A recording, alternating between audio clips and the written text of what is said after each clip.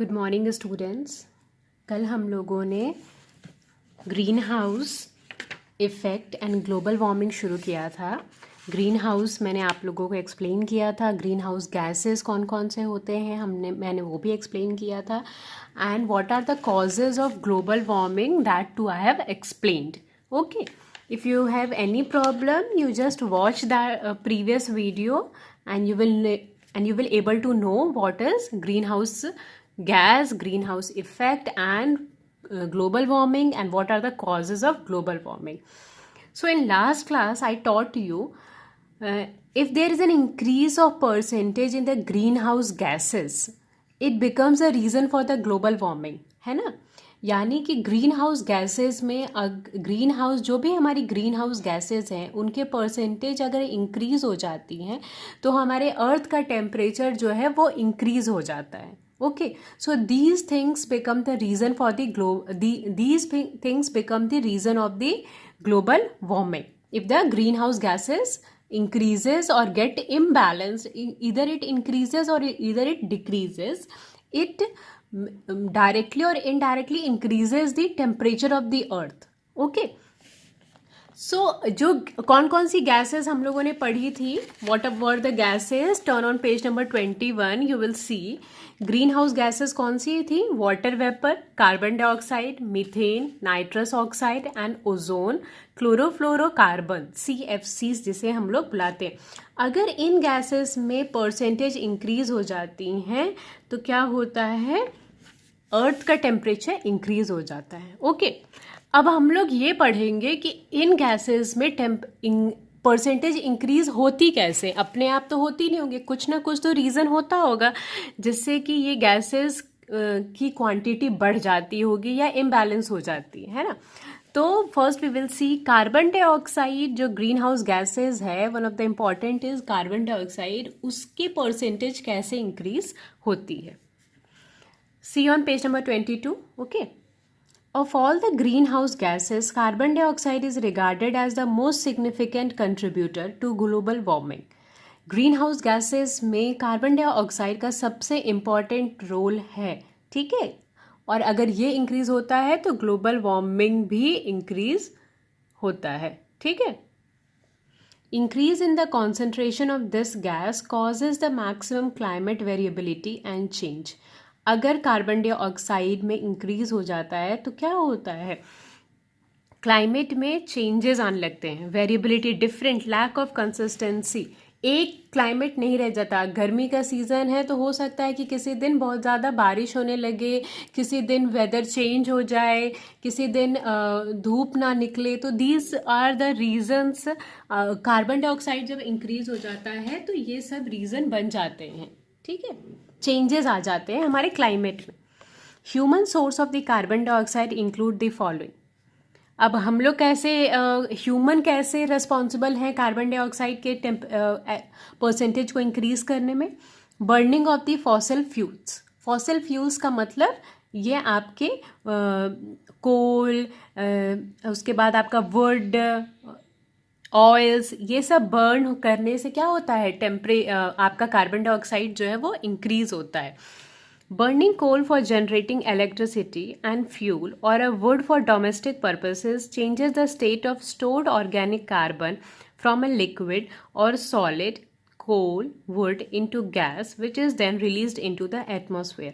जब हम लोग कोल को जलाते हैं, ओके, आपके किसकी वजह, क्यों जलाते हैं, इलेक्ट्रिसिटी प्रोड्यूस करने के लिए या घर में खाना बनाने के लिए. ठीक है, लिक्विड का हम लोग ऑयल्स, डिफरेंट ऑयल्स यूज़ करते हैं, जैसे पेट्रोल, कैरोसिन, ये सब हम लोग यूज़ करते हैं. तो ये क्या करता है, ये एट लास्ट जब जलता है तो ये प्रोड्यूस करता है कार्बन डाइऑक्साइड, और वो कार्बन डाइऑक्साइड कहाँ जाता है, एटमॉस्फेयर में. Deforestation means cutting of trees. ठीक है, you can write it down, cutting of trees. Deforestation का मतलब होता है कटिंग ऑफ ट्रीज और प्लांट्स, यानी कि प्लांट को काटना या ट्री को काटना. This is known as a deforestation. Vegetation absorbs carbon dioxide from the atmosphere during the process of photosynthesis. converting it into carbon which is stored within all plants. When vegetation is burned, organic carbon is released into the atmosphere in the form of carbon dioxide and thus becomes a source of carbon rather than a carbon sink. ठीक है, तो क्या होता है?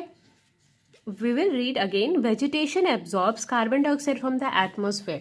क्या होता है? जो ये प्लांट होते हैं, ट्रीज, वेजिटेबल, ये सब क्या करते हैं? एटमॉस्फेयर से कार्बन क्या करते हैं? कार्बन को लेते हैं और अपना खाना बनाते हैं, जिस प्रोसेस को हम लोग फोटोसिंथेसिस बुलाते हैं. ठीक है. फिर कन्वर्टिंग इट टू कार्बन, फिर which is stored with in all the plants. ठीक है. और यही फोटोसिंथेसिस से क्या होता है? कार्बन जो उसके अंदर होते हैं उन्हीं की हेल्प से वो खाना बनाता है. व्हेन वेजिटेशन इज बर्न, लेकिन जब उसी पेड़ को या उसी प्लांट को हम लोग जलाते हैं, organic carbon is release into the atmosphere. वो कार्बन क्या होता है? रिलीज हो जाता है एटमॉस्फेयर में in the form of carbon dioxide and thus becomes a source of carbon rather than a carbon sink. Okay. Land use pattern. One of the main reasons for the increase of carbon dioxide in the atmosphere is because of the change in the land use pattern. सबसे important जो carbon dioxide का increase हो जाता है हमारे atmosphere में, उसका एक important reason land use pattern है. यानी लैंड का प्रॉपर यूज़ ना करके उसका मिसयूज़ करना भी एक तरीके से हम लोग कार्बन डाइऑक्साइड को इंक्रीज करते हैं. Stretches of land which were earlier used for the cultivation or where forest areas are now being cleared to make a way for the building to accommodate the burgeoning population or the biofuel production. ठीक है. पहले जहाँ पे हम लोग जिस land पे खेती करते थे, जहाँ पे हम प्लांटेशन करते थे, अब धीरे धीरे क्या हुआ? हम लोगों को घर चाहिए, बिल्डिंग चाहिए, अच्छे मॉल्स चाहिए, तो हम लोगों ने धीरे धीरे उस लैंड को हटाते चले गए, अपने स्ट्रेचेस को हम बढ़ाते चले गए और वहाँ पर हम लोगों ने बड़ी बड़ी बिल्डिंगें खड़ी की. और जिसकी वजह से क्या हुआ? कार्बन डाइऑक्साइड का प्रोडक्शन ज़्यादा बढ़ गया है ना एटमॉस्फेयर में.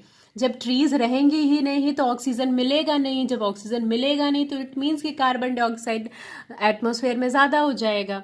लेकिन हम लोगों ने क्या किया? ट्रीज को काट काट के हम लोगों ने अपने घर बनाए, है ना, और आपको बड़ी मॉल्स बनाया, बड़ा बिल्डिंग बनाया, बड़ी शॉप्स बनाए. तो हम लोगों ने लैंड का मिसयूज किया.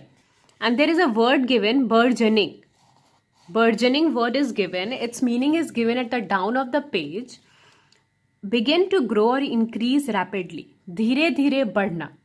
हम यहाँ पे इसका मतलब कि आज लखनऊ के किसी आउटर में थोड़ी सी जगह पहले लोगों ने ली थी अपने घर बनाने के लिए, लेकिन धीरे धीरे जब पॉपुलेशन बढ़ने लगा तो वो और जहाँ पे खेती होती थी वो और वहाँ पे जाकर अब क्या करने लगे? बिल्डिंग्स बनाने लगे. तो इट मीन्स कि वो लोग धीरे धीरे बढ़ने लगे और स्लोली क्या हो गया? मिसयूज हुआ लैंड का, है ना. और यही क्या किया? कार्बन डाइऑक्साइड में इंक्रीज किया एटमॉस्फेयर में, है ना. और यही एक रीज़न बना ग्लोबल वार्मिंग का. इसीलिए कहा जाता है कि पेड़ लगाओ, पृथ्वी बचाओ, है ना. Save the earth, plant the tree and save the earth. तो हम लोगों को ट्री को सेव करना चाहिए, ट्री को कट नहीं करना चाहिए. हमें प्लांट, नए नए ट्रीज लगाने चाहिए. उसके बाद तेल का मिसयूज़ नहीं करना चाहिए. अगर कहीं जाने के लिए आप लोग मेट्रो या ऑटो का यूज़ कर सकते हैं, सो गो फॉर इट, है ना. Why to use a vehicle to move from one place to another when you can use a public transport in that place. तो हम लोग पब्लिक ट्रांसपोर्ट का यूज़ कर सकते हैं rather than using a single person using a single car. अब एक car से भी कितना कार्बन डाइऑक्साइड रिलीज होता है. अब उसी कार में अगर 4 लोग और बैठकर उसी डेस्टिनेशन पे जा सकते हैं तो we should use the same, ना कि वो चारों अलग अलग कार में जाएं, है ना. तो हम लोगों को ये छोटी छोटी चीज़ें खुद से करनी चाहिए जिससे कि कार्बन डाइऑक्साइड ना बढ़े एटमॉस्फेयर में. अगर कार्बन डाइऑक्साइड टेम्परेचर में एटमॉस्फेयर में बढ़ने लगेगा तो बेटा ये जो वेदर की चेंजेस हो रहे हैं फ्रिक्वेंटली, ये नहीं होंगे। इसीलिए आप लोगों को ये चीज़ पता होनी चाहिए कि पॉल्यूशन नहीं करना चाहिए। And one of the reason of this pollution is cutting of the trees, burning of the fossil fuels and misuse of the land. ठीक है। Another gas which when it increases it becomes a reason for the global warming. And another gas is methane. Methane is the second major contributor towards a global warming.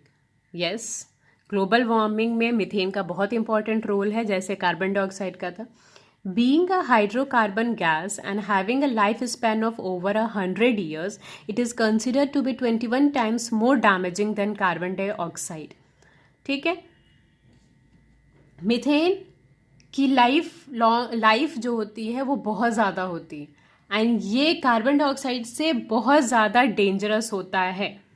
दो it's availability in the atmosphere is less, पर इसकी percentage atmosphere में कम है. लेकिन अगर हम लोग कुछ ऐसा करेंगे जिसकी वजह से यहाँ पर मीथेन ज़्यादा बढ़ जाएगा तो सोचो कितना हार्मफुल होगा, है ना. हम सांस नहीं ले पाएंगे, ऑक्सीजन की कमी हो जाएगी एटमॉस्फेयर में. Methane is produced when our organic matter breaks down and also when our ruminants digest their food. Ruminants क्या होता है? At the down it is given a type of animal that brings up food from its stomach and chews it again. ठीक है. तो methane किससे produce होता है? तो जो भी ऑर्गेनिक मैटर्स अब टूटते हैं, ठीक है, और या फिर जो आपके रूमिनेंट्स होते हैं, जो एनिमल अपने पेट से खाना बाहर लाकर खुद दोबारा च्यू करते हैं, उन्हें हम लोग रूमिनेंट्स बोलते हैं. अब देखो क्या क्या कहाँ से मीथेन की प्रोडक्शन यानी कि वो किस वजह से इंक्रीज होता है. डिकम्पोजिंग ऑर्गेनिक मैटर जो हम लोग डिकम्पोज करते हैं, जैसे लैंड फिल्स, एनिमल वेस्ट, मरे हुए जानवर को कहीं फेंक दिया, सीवेज जो हम लोग की नालियाँ खुली रह जाती हैं, dams, human sources of the methane, ये सब ह्यूमन सोर्स है मीथेन का. Bacteria produce methane through decomposition process which slowly escapes to the surface and gets released into the atmosphere. तो बैक्टीरिया उनके ऊपर, अब कोई एनिमल मरता है तो उसके ऊपर क्या हो जाता है, डिफरेंट छोटे छोटे बैक्टीरियाज आ जाते हैं जो कि उन्हें उनके ऊपर फीड करते हैं, खाते हैं उनको, और वो खाते हैं तो वो क्या होता है, मीथेन गैस प्रोड्यूस होता है. तभी वो इतना बैड स्मेल करता है. अगर हम लोग उस डेड एनिमल को अगर कहीं पे हम लोग डिकम्पोज ना कर दें प्रॉपर वे से, हम लोग कहीं लैंड को होल बनाकर उसके अंदर ना डाल दें खोद कर, है ना.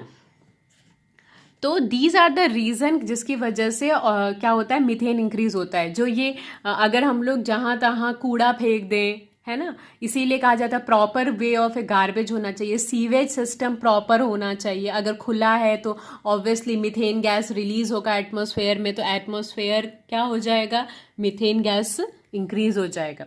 Natural gas extraction one of the important जहाँ से मीथेन इंक्रीज होता है. Methane escapes during oil and gas extraction operation and get release into the atmosphere. जब हम लोगों को एलपीजी गैस की ज़रूरत पड़ती है तो वो कहीं ना कहीं से प्रोड्यूस हो रहा है. जहाँ वो प्रोड्यूस होता है बेटा, वहाँ पे मीथेन गैस रिलीज होता है.